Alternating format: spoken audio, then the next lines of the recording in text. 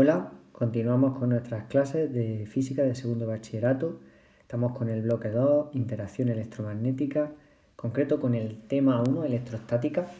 En el vídeo anterior estuvimos analizando la carga eléctrica y algunas de sus propiedades y sus características más importantes. Y hoy ya nos vamos a centrar en concreto con la fenomenología de la electrostática e introduciremos también el campo eléctrico. Pues bien, la clase de hoy se corresponde con la clase del día 27 de noviembre del año 2020. Pues bien, al igual que en el campo gravitatorio definimos una fuerza que fue descubierta por Newton, lo que se conoce como la ley de gravitación universal.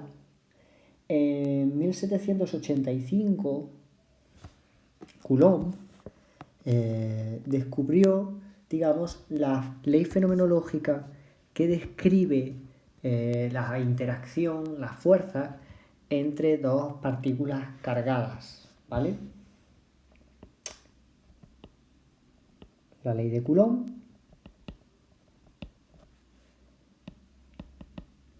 explica cómo interaccionan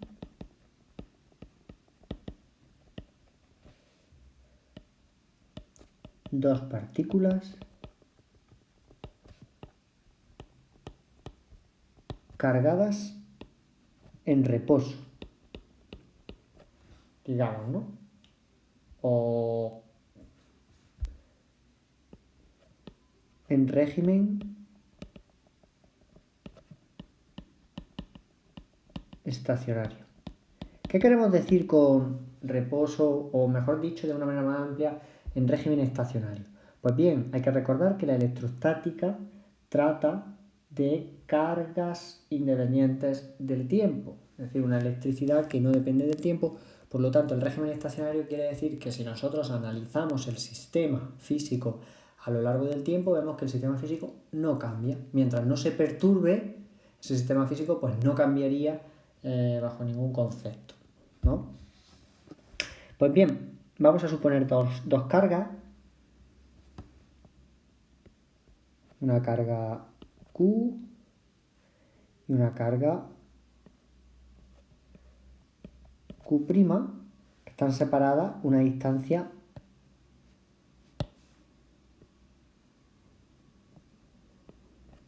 R, ¿de acuerdo? Pues bien, vamos a colocar un sistema de referencia, lo voy a colocar en una de las cargas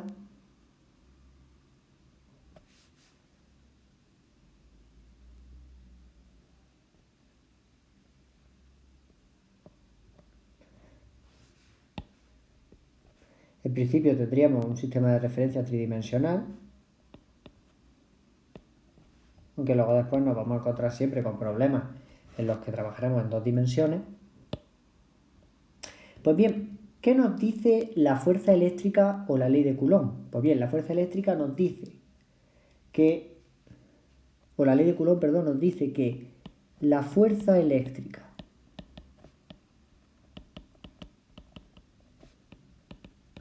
que sufre una partícula cargada Q con respecto a una distancia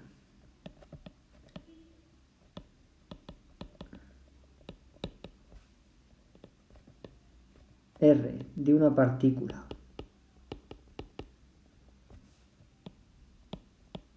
cargada Q' es directamente proporcional al producto de las cargas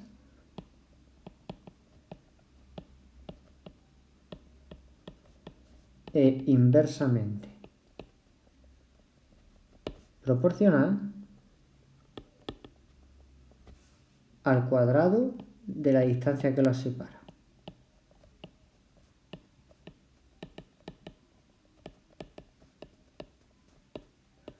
sabemos que es una situación análoga a la que encontramos en el campo gravitatorio, ¿vale? Esta es la fuerza eléctrica, por lo tanto, matemáticamente la podemos expresar del siguiente modo.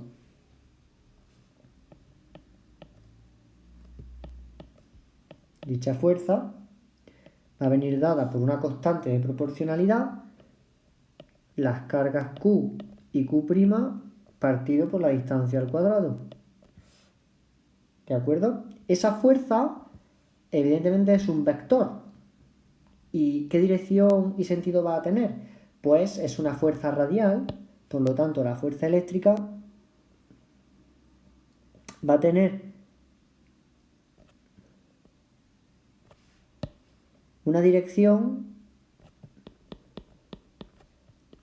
que es igual a la línea recta que une los centros de las partículas, y su sentido dependerá de la carga que tengan las partículas, ¿vale? Vamos a ver dos situaciones distintas. Por lo tanto, al igual que pasaba con el campo gravitatorio, con la ley de gravitación universal, podemos colocar un vector radial que va en la dirección de la línea que une las dos cargas. Esa constante de proporcionalidad K es igual a 1 partido por 4pi epsilon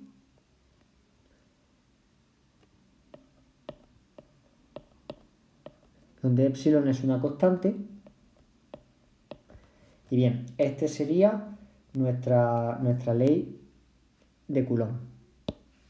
Bien, debemos de analizar ciertos aspectos. En primer lugar, evidentemente la fuerza se mide en newtons, la constante K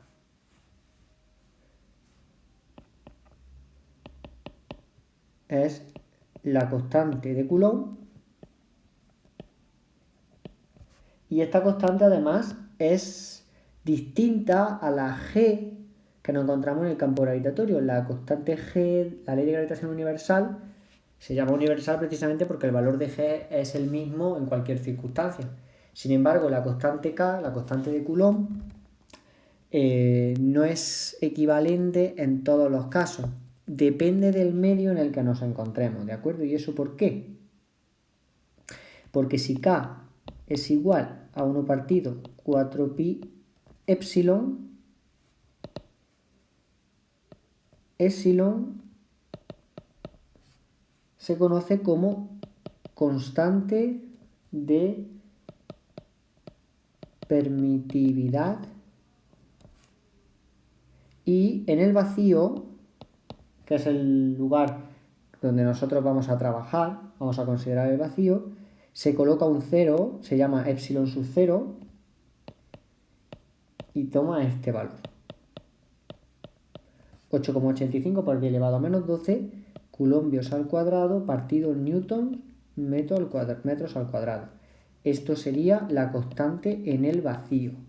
En el caso en el que estemos en el vacío, que va a ser donde nos vamos a encontrar nosotros, la constante K es 1 partido 4pi epsilon sub 0, y normalmente se aproxima a 9 por 10 elevado a 9.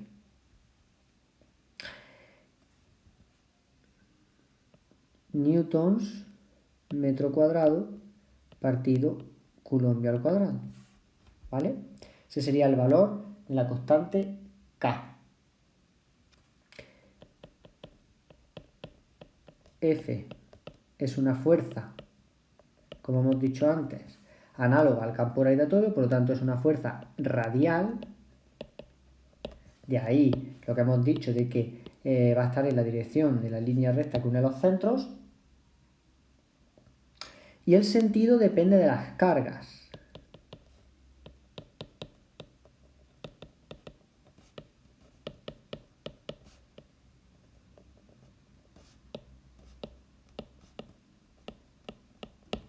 Ahora vamos a ver un pequeño ejemplo. Voy primero a rodear el valor de K para el caso de epsilon sub 0, que es la que a nosotros más nos interesa. Y vamos a ver la situación que se presenta en el caso de las cargas cuando nos encontramos con distintos tipos de cargas. En el caso en el que estemos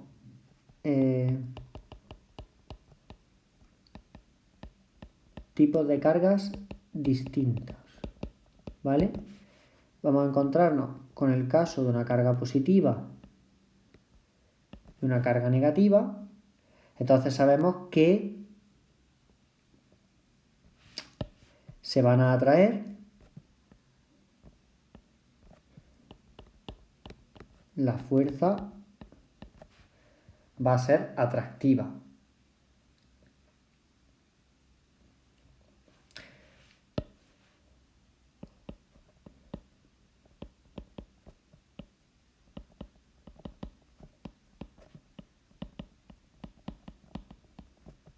La fuerza eléctrica es atractiva. La otra situación que se nos puede presentar es que tengamos carga positiva con carga negativa, carga positiva con otra carga positiva y una carga negativa con otra carga negativa. En esta situación, de nuevo, vamos a tener una fuerza eléctrica, pero va a ser repulsiva. Entonces unimos los centros de las cargas y la fuerza eléctrica va a ser repulsiva.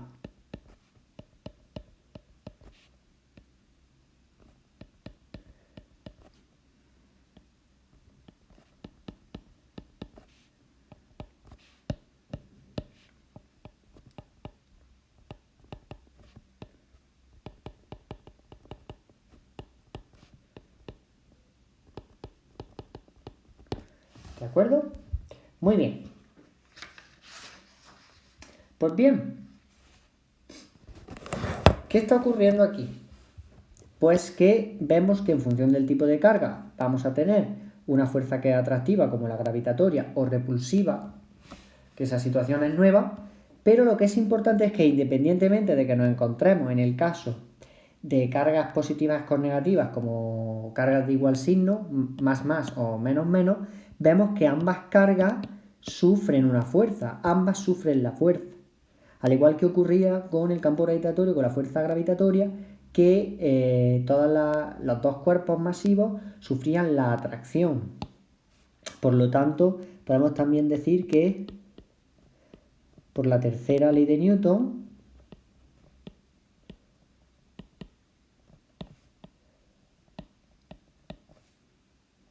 ambos cuerpos cargados sufren la misma fuerza en módulo. En módulo y en dirección. Pero con sentidos opuestos. Vale. Aquí hay otro hecho que también es importante. Al igual que hicimos con la ley de gravitación, vemos que hemos hecho la definición de la fuerza eléctrica en una situación en la que tenemos dos cargas, que pueden ser positivas o negativas. Yo he hecho aquí el dibujo como si las fuerzas fuesen atractivas, pues ya lo sabemos, podemos poner aquí el más y el menos, ¿de acuerdo? Aunque bueno, se podría haber definido de cualquier manera porque es totalmente independiente la elección de las cargas para definir la ley de Coulomb. Lo que sí es curioso es que hayamos elegido únicamente dos cargas. ¿Qué es lo que sucede si entonces nos encontramos con una situación en la que haya más de dos cargas? Entonces la fuerza eléctrica, ¿cómo se calcula? Pues el otro aspecto de la fenomenología, es decir, del hecho experimental que nos encontramos en la electrostática, es que se cumple el principio de superposición en el electromagnetismo, en la electrostática en particular y en el electromagnetismo en general.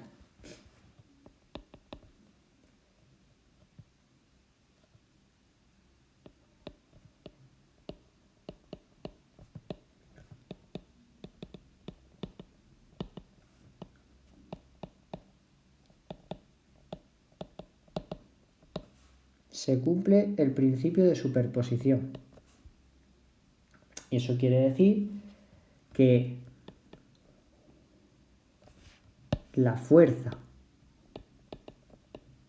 eléctrica total que sufre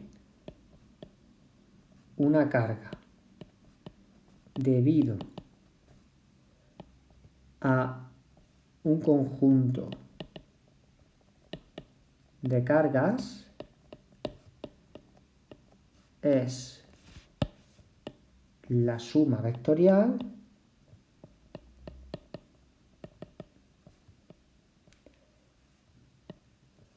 de las fuerzas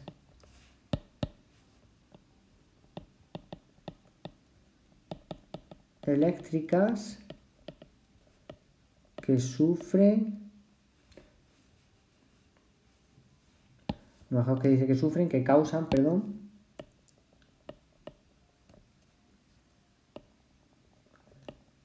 cada una de las cargas sobre la carga estudiada.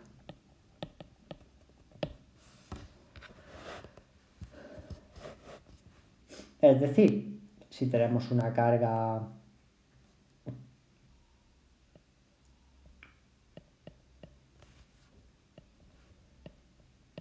Q' y tenemos un conjunto de cargas Q1, Q2, Q3, Q4, pues bueno, sin llegar a distinguir si son positivas o negativas, pues la fuerza total eléctrica va a ser igual a la suma desde i igual a 1 hasta 4 de K sub i por K' partido por R sub i al cuadrado. ¿De acuerdo? Veamos que tendríamos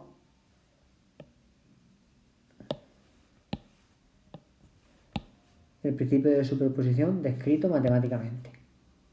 Serían la suma de todas las cargas que individualmente actúan sobre la carga Q'.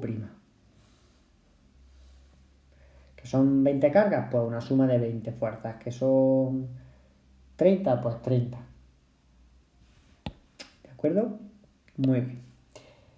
Pues con el principio de superposición y con la descripción que nosotros hemos hecho de la fuerza eléctrica, de la ley de Coulomb, ya podríamos explicar cualquier fenómeno de la electrostática. Es decir, todo lo que veamos a partir de ahora va a ser siempre una, digamos que, una conclusión o algo que se deduce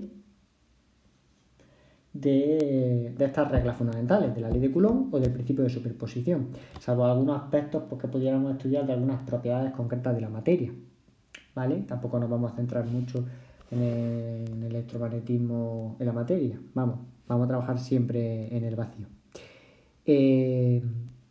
Ahora lo que vamos a hacer va a ser ver un ejemplo de cálculo de la fuerza eléctrica, que yo aquí en su definición pues no le he puesto ningún subíndice, podríamos ponerle una E de fuerza eléctrica, o supongo que si trabajáramos con distintas fuerzas, pues para diferenciarlas unas con otras, pues podríamos utilizar un subíndice E para distinguirla, por ejemplo, de la fuerza gravitatoria, F sub G. Y bueno, antes de hacer el problema, comentar que fijaos que el valor de la constante K pues es un valor muy grande comparado con la G mayúscula, con la constante de gravitación universal, que es 6,67 por 10 elevado a menos 11. Vemos que la diferencia es de 20 grados, 20 órdenes de magnitud. Por lo tanto, es muchísimo más grande la constante de Coulomb, la constante eléctrica, que la constante de gravitación. Lo cual explica que la electricidad, el electromagnetismo, la fuerza eléctrica, pues sea muchísimo más intensa que la fuerza gravitatoria. De ahí que no haga falta una gran cantidad de cargas para generar un efecto contundente, mientras que la interacción gravitatoria para poder ser visible, ¿no? Para que la podamos captar, pues la encontramos en objetos supermasivos como pueden ser los planetas, las estrellas o ya a nivel de galaxias, ¿no? Sin embargo, si pensásemos en un sistema físico comúnmente electromagnético, ¿no? Aunque solamente estudiamos el aspecto a nivel electrostático, pues no necesitaríamos gran cosa. Solo con unas pequeñas partículas, con unos protones o con unos electrones, a nivel teórico tendríamos más que suficiente. El estudio gravitatorio con esas partículas sería de risa totalmente, porque sus masas son tan pequeñas que prácticamente no existe fuerza gravitatoria útil, digamos. Bien, vamos a resolver un problema, un ejemplo.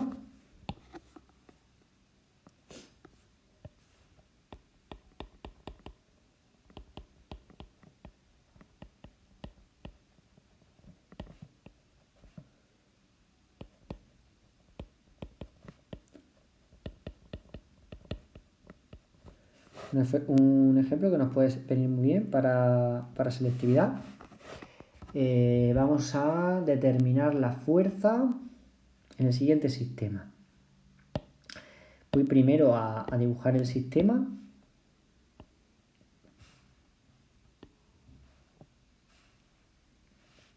Y ahora voy a dibujar las cargas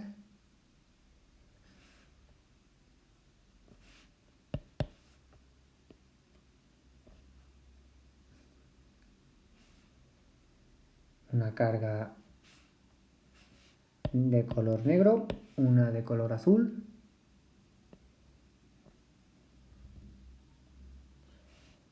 y una de color rojo.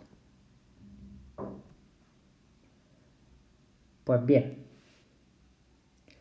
a esta la vamos a llamar Q1, a la negra Q2 y al azul Q3. Y vamos a determinar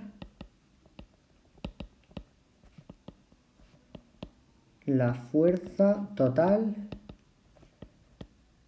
que actúa sobre Q3. Bien, ¿qué distancias tenemos? Pues las distancias van a ser distancia de Q1 a Q2, el segmento va a ser de 0,3 metros y la distancia Q2, Q3 va a ser de 0,2 metros. Y ahora las cargas tienen el siguiente valor. Q1, 4 microcoulombios, lo que es lo mismo que decir 4 por 10 elevado a menos 6 coulombios. Q2 es menos 10 microcoulombios o menos 10 por 10 elevado a menos 6 coulombios. Y Q3 menos 6 microcoulombios.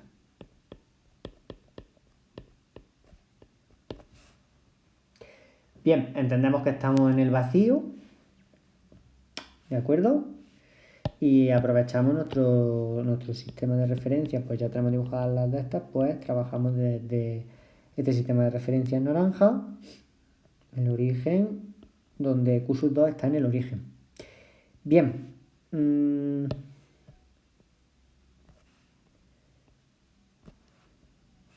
como ya sabemos el valor de las cargas, vemos que Q1 es positiva, por lo tanto vamos a ponerle un signo más. Q2 es negativa, un signo menos, y Q3 también es negativa, le vamos a poner otro signo menos. Esto no es obligatorio, pero bueno, ayuda a la hora de hacer el estudio de las fuerzas, el esquema. Bien, vamos a dibujar las fuerzas. Lo primero que tenemos que hacer es que, como sabemos, acabamos de ver, la fuerza total sobre 3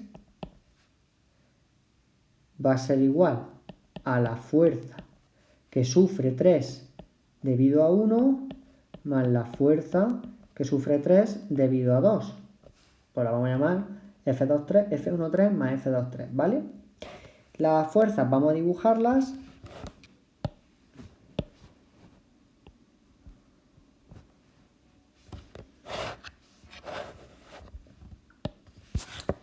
En el caso de Q1 con Q3, como son cargas de igual signo, se van a atraer.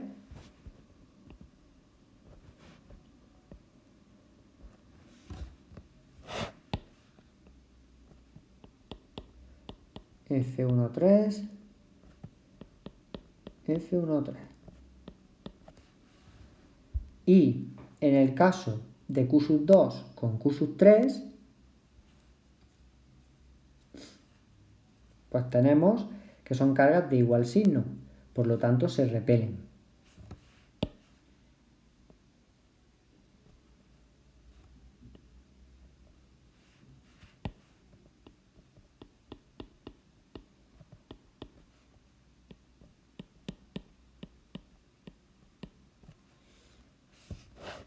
Aquí tenemos una situación en la que la fuerza 2,3 sí se encuentra en el eje horizontal, pero la F13 no se encuentra en el eje horizontal. Entonces, tenemos que hacer una descomposición de F13 para que tener sus componentes paralelas al eje X y al eje Y. Hacer una descomposición.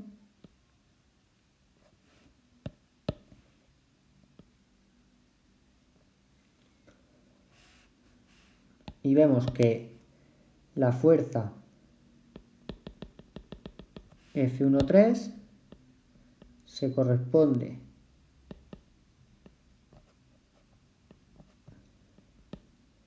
ahí estaría la fuerza 1,3I y aquí estaría la fuerza F13X. El ángulo que tenemos que buscar, pues por ejemplo podría ser este ángulo de aquí, alfa. Voy a aprovechar de que tengo aquí un triángulo rectángulo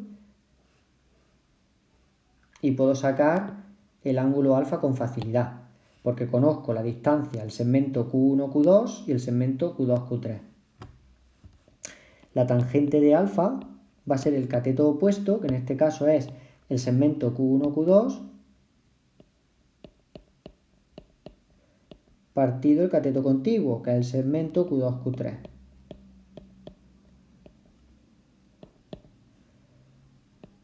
(0,3) partido 0,2. Entonces alfa va a ser igual a la arcotangente de 0,3 partido 0,2. El resultado en grados es 56,31 grados. ¿De acuerdo?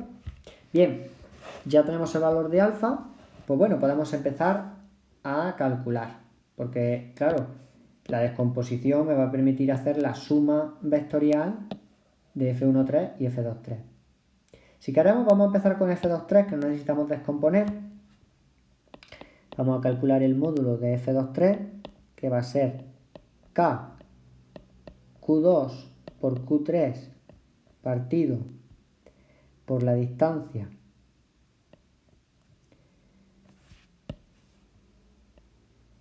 Q2,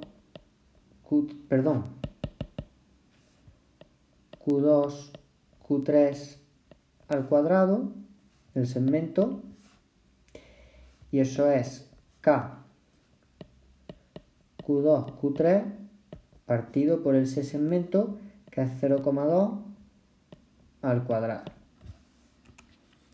Recordemos que K, lo pongo aquí arriba, es 9 por 10 elevado a 9 newton metro cuadrado partido coulomb al cuadrado. Luego multiplicando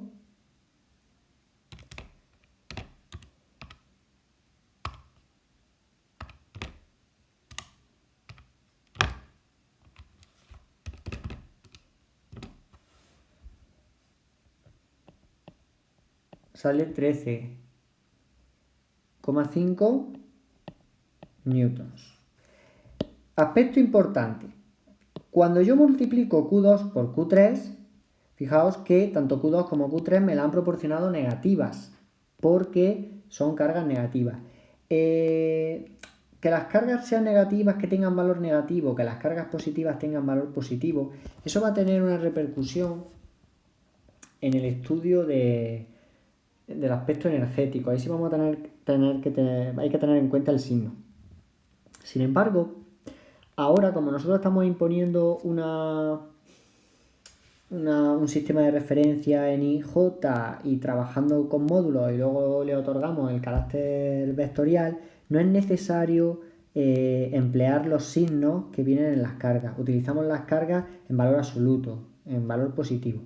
Y luego después ya le otorgamos el sentido vectorial. Se podría hacer también imponiendo los signos y demás, pero yo creo que es más sencillo así. En el cálculo de las fuerzas, el módulo siempre positivo, tal y como viene bien definido, y luego después ya le ponemos el signo y el sentido vectorial cuando corresponda. En concreto, si miramos nuestro sistema de referencia de aquí, la fuerza 2,3 va en el sentido positivo. Por lo tanto, podemos decir que F2,3 vector va a ser 13,5 y newtons. Ya tenemos una fuerza. Ahora, la fuerza 1,3 ya tenemos que calcular la descomposición y tenemos el problema de que hay que calcular también la distancia. Vamos a aprovechar también lo del triángulo rectángulo y la distancia Q1, Q3 va a ser la raíz cuadrada de 0,2 al cuadrado más 0,3 al cuadrado, utilizando el teorema de Pitágoras.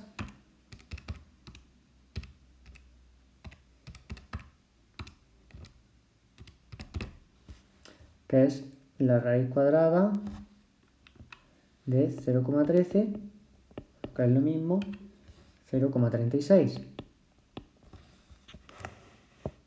Pues bien,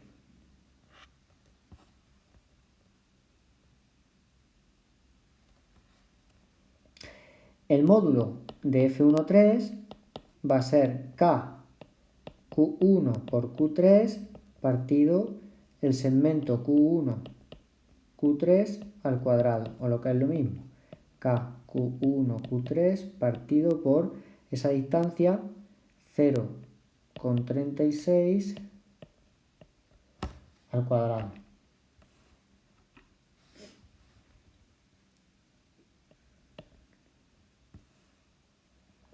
El resultado es 1,66 newtons. Y ahora vamos a calcular las componentes. Las componentes van a ser, por un lado, F1,3x, que evidentemente, como es el cateto contiguo del triángulo que forman F1,3, las componentes F1,3 y alfa, pues va a ser F1,3 coseno de alfa, y la componente y va a ser F1,3 seno de alfa. Pues bien, si calculamos el coseno y el seno de alfa de 56,31 grados y multiplicamos por F1,3, que es 1,66, vamos a obtener, en el caso de la componente X, 0,92 newton, y en la componente Y 1,38 newton.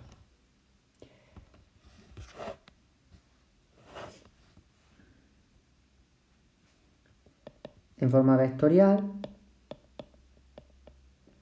1,3x, como tiene sentido negativo, va a ser menos 0,92 y newton, y F1,3 y tiene sentido positivo 1,38 J newton. Y ahora podemos escribir la fuerza 2,3, que hemos dicho que era 13,5 y newtons, y la fuerza 1,3, que va a ser igual a menos 0,92 y más 1,38 J newton. La fuerza total va a ser la suma de F1,3 más F2,3, siempre vectorial, cuidado, y sale como resultado 12,58 y más 1,38 J newton. Y esta sería la fuerza total que nos pide el problema. ¿Cuál es el módulo de dicha fuerza? Si queremos calcular el módulo, pues recordad que es la raíz cuadrada de la suma de las componentes al cuadrado.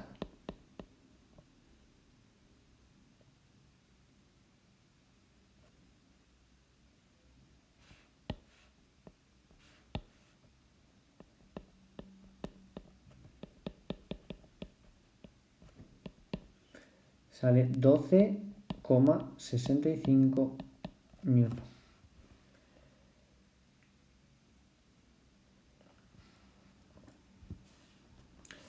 Si quisiésemos dibujar la fuerza resultante F1,3, F2,3, pues podemos utilizar la expresión vectorial, o de manera gráfica, por la regla del paralelogramo, más o menos pues sería algo así. Pero bueno, en el caso de que nos pidieran dibujar la fuerza resultante, pues yo me decantaría por intentar representar lo más parecido posible a lo que viene aquí.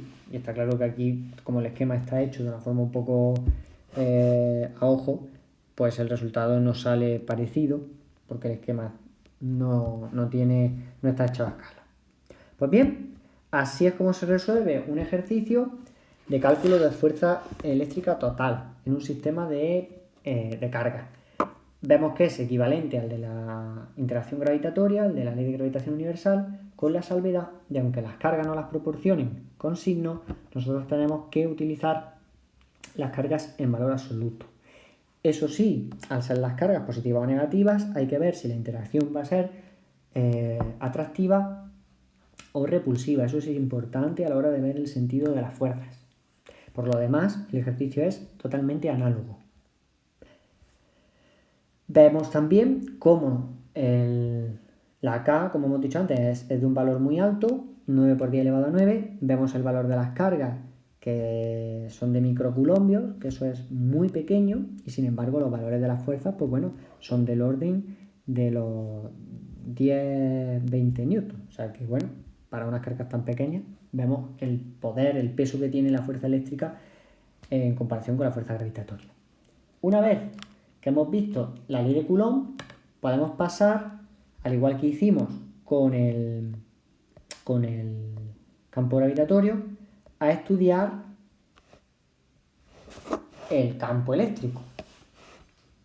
Además, en este caso, no disponemos del problema que teníamos antes, y era que desconocíamos el concepto de campo.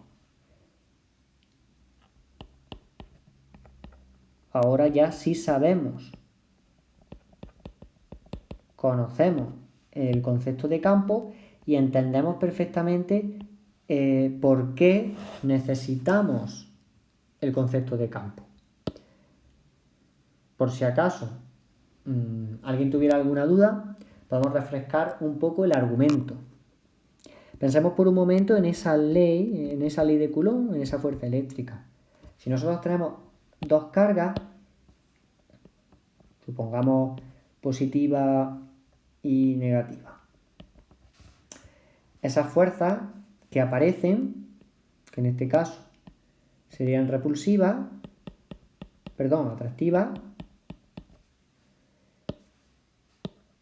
aparecen y desaparecen de manera instantánea. Es decir, hay una interacción a distancia. Porque en el momento en el que la fuerza, en que la carga negativa, por ejemplo, desaparezca, automáticamente y de manera instantánea, la fuerza eléctrica desaparece, quedando la carga positiva huérfana de esa interacción que antes existía.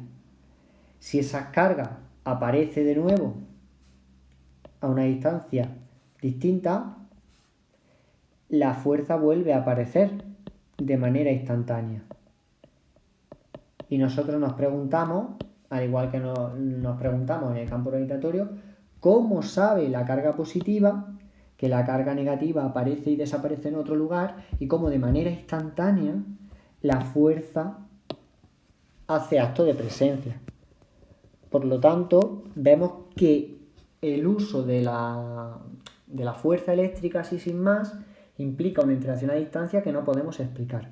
Es mucho mejor dividir la interacción en dos aspectos, pensar que en el momento en el que aparece una carga en el espacio, esa carga produce algo en el espacio, un cambio en el espacio, otorgando a cada punto del espacio un valor de campo eléctrico, de forma que en el momento en que aparece una carga de otro tipo, ya sea positiva o negativa, pues interaccionará con esa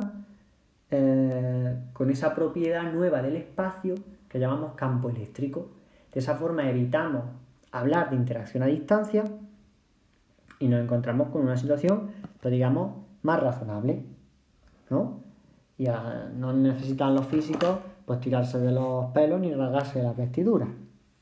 De tal forma que el campo eléctrico, igual que lo era el campo gravitatorio, se va a convertir en la causa de la fuerza eléctrica, así como el campo gravitatorio era la causa de la fuerza gravitatoria.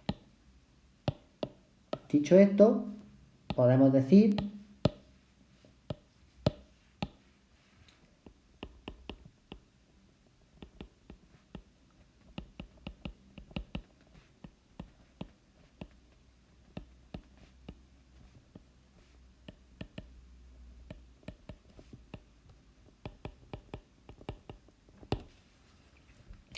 ¿cómo vamos a definir ese concepto de campo eléctrico? Pues bueno, podemos considerar un conjunto de cargas puntuales, n cargas puntuales, que están situadas a unas distancias R1, R2, R3, Rn de Q.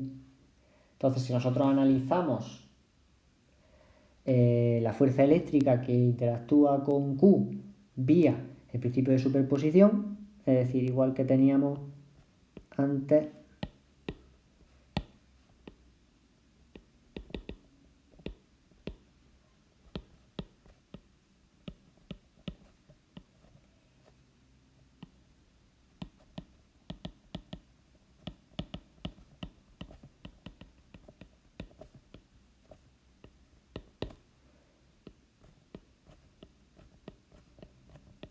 el colectivo de carga, hablamos de Q sub 1, Q sub 2, Q sub n, y aquí nosotros colocamos nuestra carga Q', la fuerza total va a ser igual a la suma desde i igual a 1 hasta n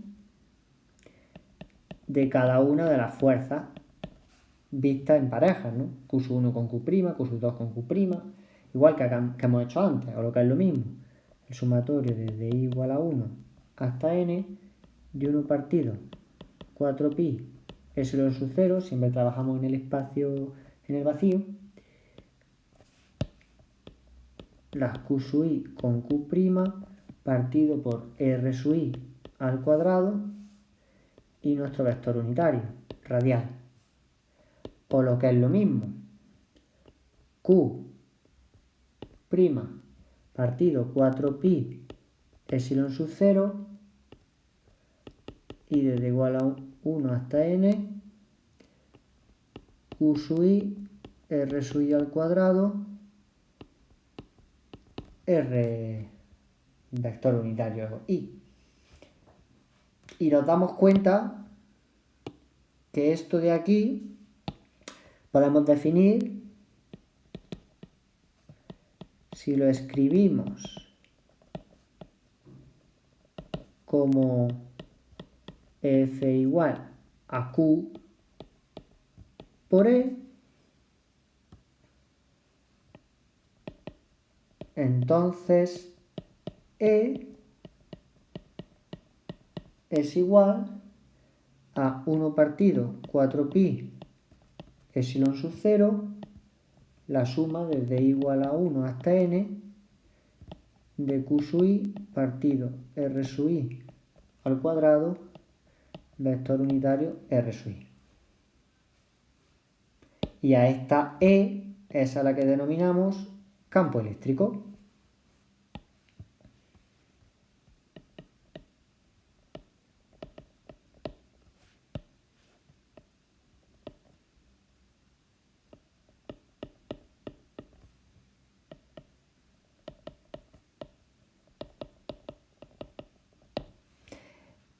Es muy interesante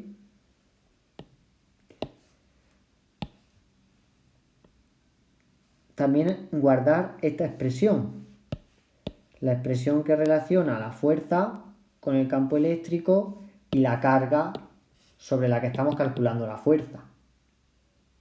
¿Vale? Esta expresión es muy útil porque en muchos ejercicios puede venir bien. Este campo eléctrico que nosotros hemos definido, que al final ya sabemos lo que es una entidad que otorga un valor de campo a cada punto del espacio en el momento que aparece una carga fuente, un conjunto de cargas en un lugar del espacio. Para el caso de una carga puntual,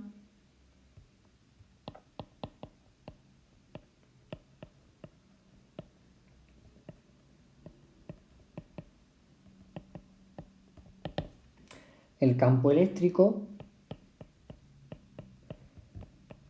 va a ser K Q partido R al cuadrado R, lo que es lo mismo, 1 partido 4pi epsilon sub 0 Q partido R cuadrado R. Digamos que esta es la expresión del campo eléctrico que más vamos a emplear en los ejercicios, ¿vale? Porque nosotros vamos a trabajar, como ya dijimos en el vídeo anterior, con cargas puntuales. Nosotros vamos a trabajar con distribuciones de carga. Aún así, si estuviéramos en una distribución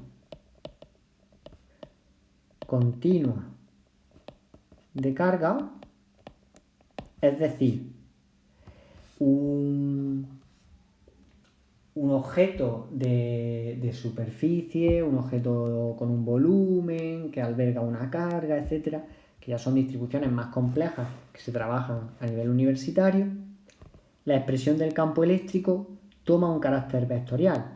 Pues la carga esta Q sub I, o la carga Q, ya no es una carga puntual que yo pueda ir contando, es decir, no es una enumeración de n cargas discretas dispuestas en el espacio, sino que tenemos una distribución continua, donde esa distribución tiene infinitos puntos de carga Q. Por ejemplo, si cojo una esfera, pues todos los puntos que albergan una esfera que son infinitos, hay infinitos puntos en una esfera, o si cojo un panel cargado, pues en esa superficie hay infinitos puntos. Entonces, para calcular la carga total que hace contribución para el campo eléctrico, van a ser una suma de infinitos puntos. Entonces, esa suma, que aquí la vemos de manera discreta, se convierte en una integral.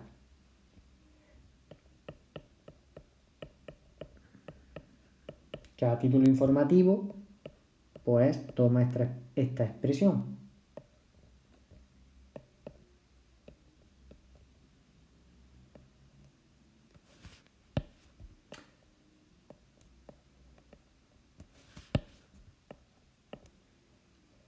Fijaos que esa integral lleva un diferencial de Q, diferencial de carga, porque la suma infinita está hecha sobre cada uno de los puntos de carga, las cargas puntuales que constituyen esa distribución continua, ese volumen, esa superficie, esa longitud, cada una con su distancia al punto en el que calcula el campo y evidentemente con su carácter vectorial, ¿vale?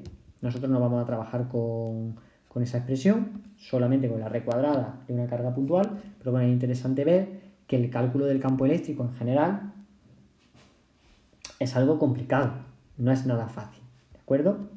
Bien, ¿qué características podemos mencionar del campo eléctrico? Pues el campo eléctrico es, como vemos, análogo al campo gravitatorio.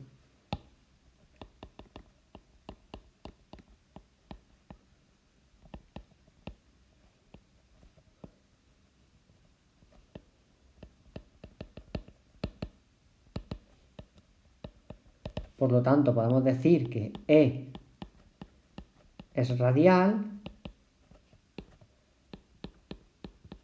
decrece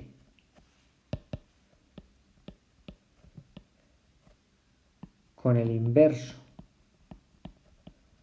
del cuadrado de la distancia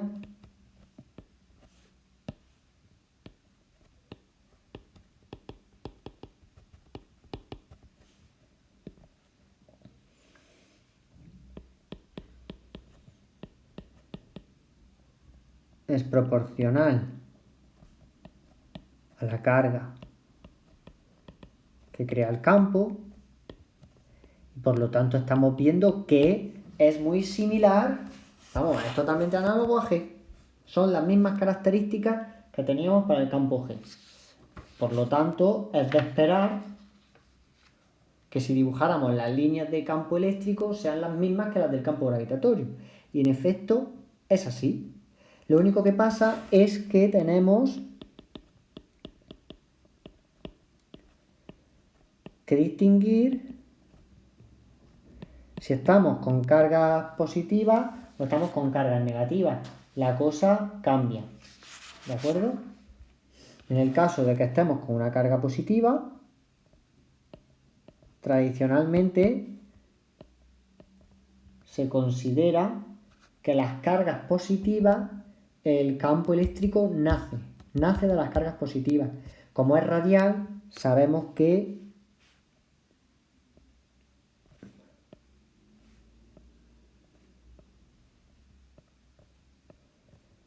el campo eléctrico va a tener esta expresión de líneas de campo.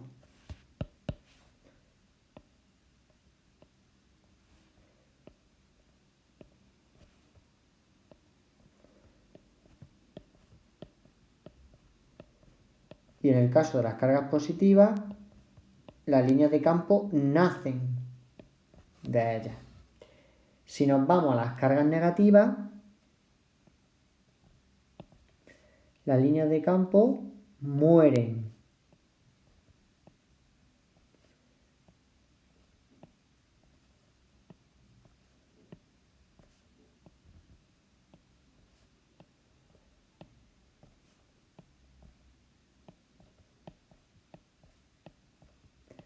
El motivo, ¿cuál es? Pues que al igual que pasaba con el campo gravitatorio, muchas veces para definir el campo gravitatorio, pues se cogía y se decía, bueno, pues se dispone una masa puntual muy pequeña y se le llama masa testigo y se ve cómo interactúa gravitatoriamente y ahí en el punto, y ahí sí es como definimos el campo gravitatorio. Lo mismo sucede con esta expresión, F igual a Q por E. Esta Q es lo que se llama carga testigo y podemos decir que el campo eléctrico es la fuerza partido por esa carga. De ahí que el campo eléctrico se mida en Newton partido Coulombio. Lo que pasa es que esa carga testigo podría ser positiva o podría ser negativa. Comúnmente se toma como carga testigo una carga positiva. De ahí que las líneas de campo salgan de las positivas, porque si nosotros colocáramos una carga positiva testigo aquí, por ejemplo, en este punto o en este punto, se repele. hay repulsión con respecto a la carga positiva. Y si colocamos la carga positiva testigo cerca de una carga negativa, como la carga negativa y la positiva se atraen, hay atracción, las líneas de campo mueren en la carga negativa.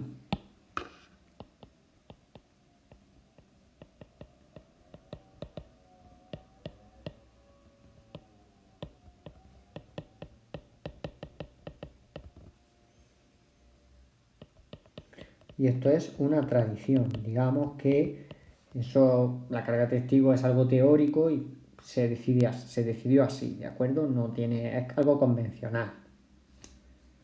Si queréis, en vez de tradición, vamos a poner convencional. Y bueno, para terminar, podemos dibujar una línea de campo. En el caso que tenemos, que además que es un dibujito típico, una carga positiva con una carga negativa, pues las líneas de campo, cuando tenemos las dos cargas, pues toman esta forma.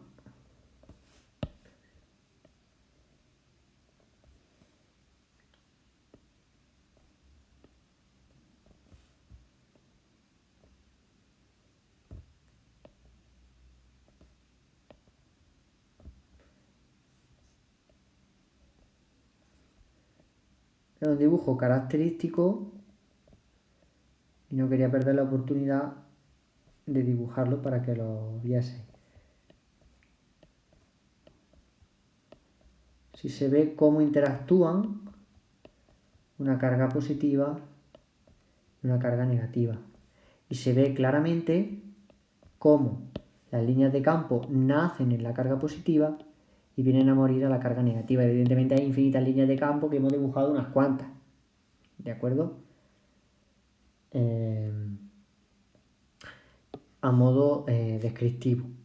Y si os dais cuenta, pues nuestra carga testigo, al ser positiva, pues seguiría las líneas de campo. De manera libre, sin interacción con otra fuerza, pues las líneas de campo eléctrico pues llevarían la carga positiva testigo desde la zona positiva a la zona negativa.